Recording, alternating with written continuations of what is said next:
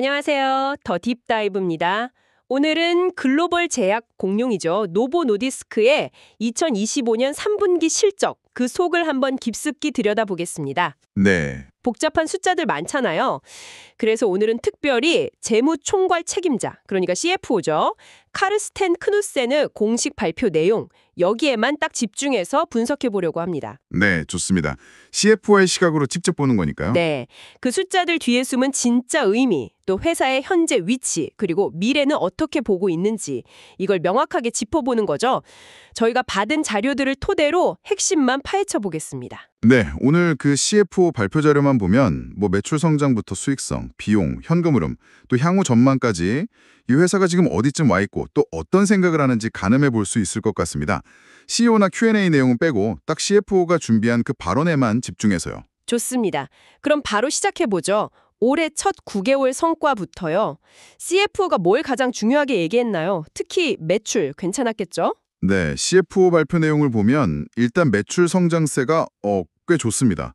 고정환율, 그러니까 CER 기준으로는 15% 성장했어요. 이게 상당히 견조한 거죠. 15%요? 네, 환율 효과 빼고 보면요.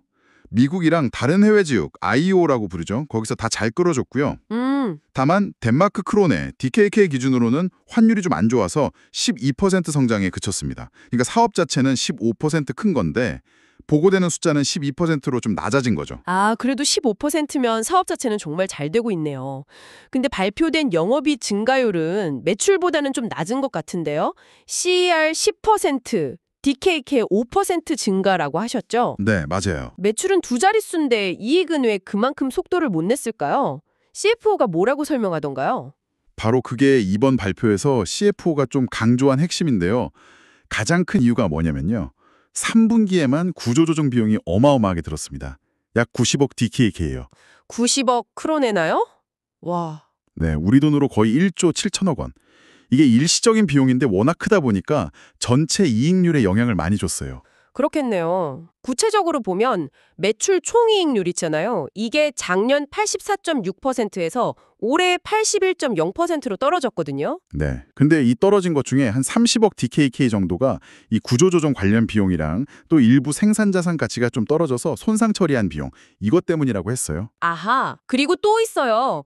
예전에 인수한 카탈른트 관련해서 상각비, 감가상각비 늘어난 거랑 생산 능력 계속 늘리느라 투자 비용 늘어난 것도 영향을 줬다고 밝혔습니다. 와, 90억 DKK 구조조정이라니 정말 큰 규모네요. 그러니까 미래 투자랑 체질 개선을 동시에 하다 보니 비용이 확 늘어난 거군요. 네, 그렇죠. 그럼 겉으로 보이는 이익률 하락이 꼭 사업이 안 좋다는 뜻은 아니겠네요? 정확합니다. CFO가 딱 그 점을 강조했어요.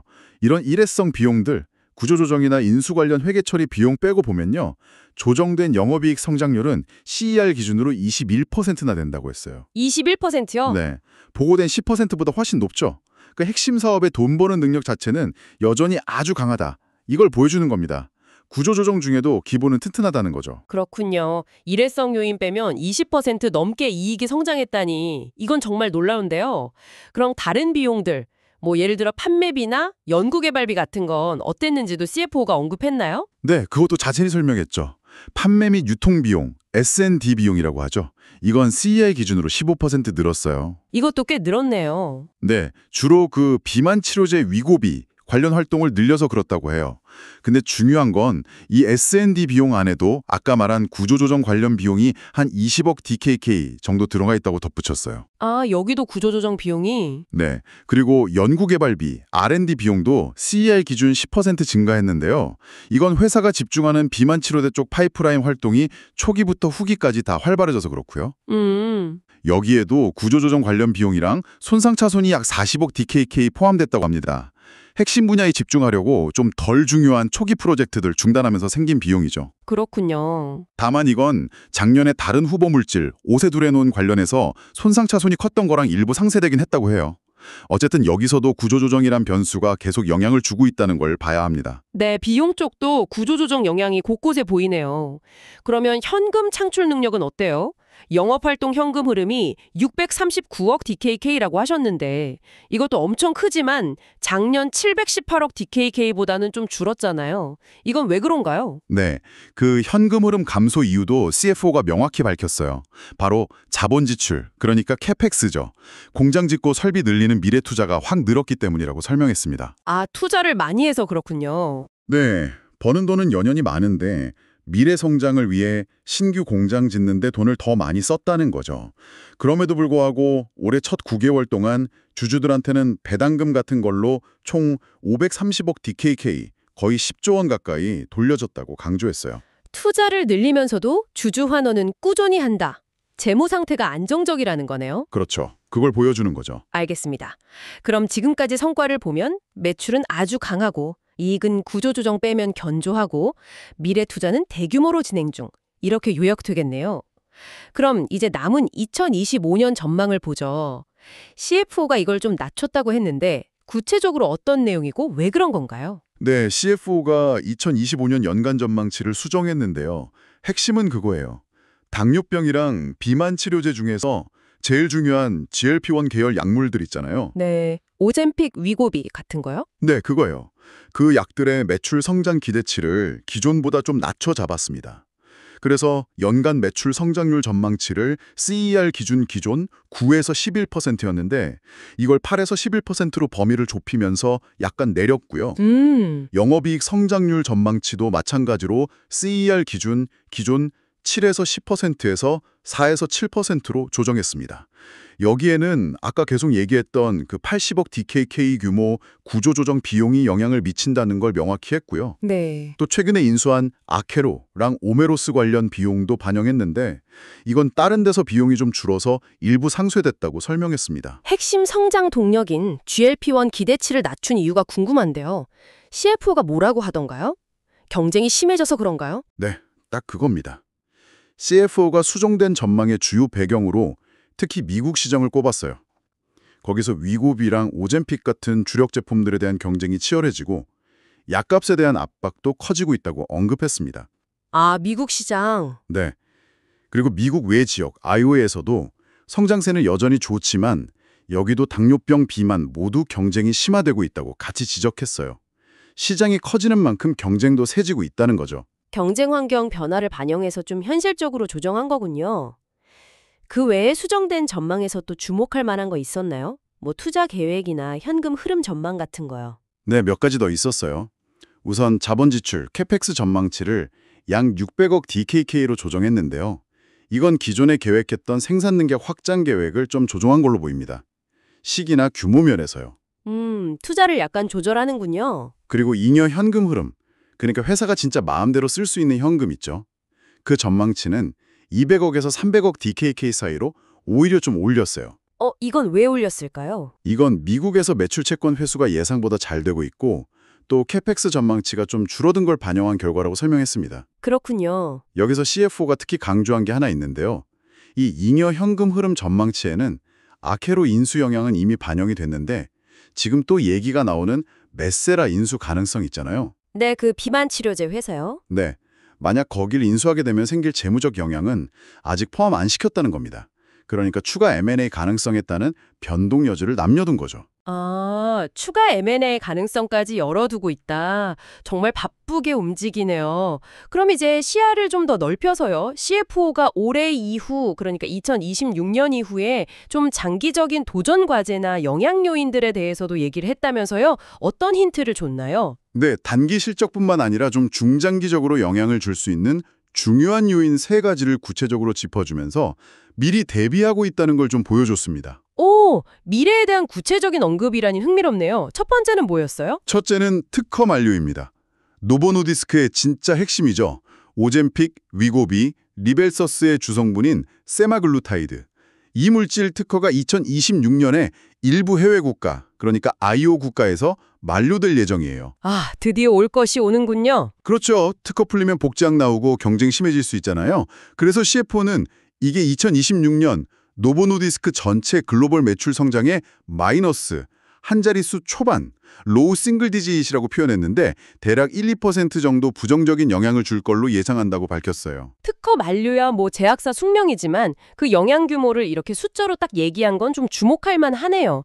미리 시장에 알리려는 거겠죠? 두 번째는 뭐였습니까? 둘째는 아까 나왔던 아케로 인수 관련 비용이에요.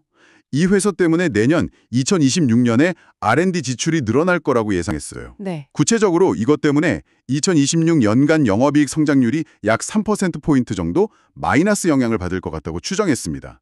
물론 인수 마무리 시점에 따라 달라질 수 있다고 했고요. 그러니까 새 성장 동력 얻는 데 드는 비용이 내년 이익 성장에 부담이 될 거라는 걸 미리 알려준 거죠. 마지막 세 번째는 뭐였죠? 이건 아마 미국 관련 얘기겠죠? 맞습니다. 마지막으로 CFO가 언급한 건 미국의 인플레이션 감축법 IRA 영향이에요. 아, IRA? 네. 이 법 때문에 미국 정부가 메디케어라는 노인 의료보험에서 특정 약값을 협상해서 정하는데요. 노보 노디스크가 2027년 1월 1일부터 메디케어 파트 D 처방약 보험 쪽에서 오젬픽, 리벨서스, 위고비에 대해 정부랑 협상한 가격, 최대 공정 가격, MFP를 받아들이기로 했다는 겁니다. 수용하기로 했군요. 네. 그러면서 CFO가 이 가격 협상이 앞으로 얼마나 영향을 미칠지 가늠해 볼 수 있게 좀 흥미로운 추정치를 내놨어요. 만약 이 협상 가격이 올해 2025년 1월 1일부터 적용됐다고 가정하면 2025년 전체 글로벌 매출 성장에 마이너스 한 자릿수 초반 영향을 미쳤을 거라고 추산했습니다. 와, 가정이지만 이것도 구체적이네요. 그렇죠. 이건 2027년부터 미국 메디케어 시장에서 상당한 약가 인하 압박이 현실화될 거라는 걸 아주 강력하게 보여주는 대목입니다. 정말 중요한 정보네요. 특허 만료, 인수비용 증가, 미국 약가 규제 강화까지. CFO 발표를 쭉 들어보니까 노보노디스크가 지금 엄청난 성장을 하면서도 동시에 미래를 위해 대규모 투자와 구조조정을 하고 있고 또 앞으로 닥칠 경쟁 심화, 특허 만료, 가격 압박 같은 쉽지 않은 과제들에 대해서도 구체적인 수치까지 제시하며 대비하고 있다 이런 그림이 그려지네요. 정말 여러 가지를 동시에 신경 써야 하는 복잡한 상황입니다. 정확하게 보셨습니다. CFO 발표를 통해 본 노보노디스크는 핵심 사업은 여전히 아주 강하지만 동시에 회사가 굉장히 중요한 전환기에 서서 미래를 위해 막대한 투자를 하고 있다는 거죠. 네. 2025년 전망치를 좀 조정하면서 구조조정 비용 영향을 밝히고 더 나아가 2026년 특허 만료나 아케로 비용 영향, 2027년 IRA 약가 영향까지 미리 구체적인 가이던스를 준 것은 현재 회사가 얼마나 복잡하고 불확실한 상황에 놓여 있는지 솔직하게 보여주는 동시에 여기에 적극적으로 대응하고 있다는 걸 강조하려는 것 같아요. 네, 오늘 카르스테인 크노센 셰프의 발표 내용을 중심으로 노보노디스크의 재무 상황을 깊이 있게 살펴봤습니다. 오늘 분석 들으신 분들이 앞으로 노보노디스크를 보실 때 한번 좀 곱씹어 볼 만한 질문이나 생각할 거리가 있다면 뭐가 있을까요? 이런 관점에서 한번 생각해 보시면 흥미로울 것 같습니다. CFO 발표에서 명확히 나왔듯이 노보노디스크는 아케로 인수, 또 어쩌면 메세라 인수까지 염두에 두고 새로운 성장 동력을 얻는데 정말 수십억, 수백억 달러를 쏟아붓고 있잖아요. 그렇죠. 동시에 대규모 구조조정을 통해서 내부 효율성도 높이려고 하고 있고요. 이런 엄청난 투자는 결국 다가올 특허 만료나 미국 정부 주도의 약가 협상 같은 피할 수 없는 미래 역풍에 미리 대비하려는 움직임이거든요. 네, 선제적인 대응이군요. 여기서 던져봐야 할 핵심 질문은 이거라고 봅니다. 과연 노보노디스크가 이 새로 사들인 자산들을 얼마나 성공적으로 통합하고 시너지를 만들어낼 수 있을까? 그리고 약속한 구조조정은 또 얼마나 효과적으로 실행해서 비용 절감 효과를 현실로 만들 수 있을까? 통합과 실행 능력. 네, 바로 그겁니다. 이 두 가지 과제를 성공적으로 해내서 다가올 특허 만료나 약가 인하 압박이라는 재무적 부담 요인들을 충분히 상쇄하고 계속해서 성장세를 이어갈 수 있을까요? 앞으로 노보노디스크의 재무적 성공 여부는 바로 이 통합과 실행 능력에 달려있다고 해도 과언이 아닐 겁니다. CFO가 제시한 숫자들 뒤에 숨겨진 진짜 시험대는 바로 이 지점이라고 볼 수 있겠어요. 앞으로 이 부분을 유심히 지켜보시는 것이 좋겠습니다.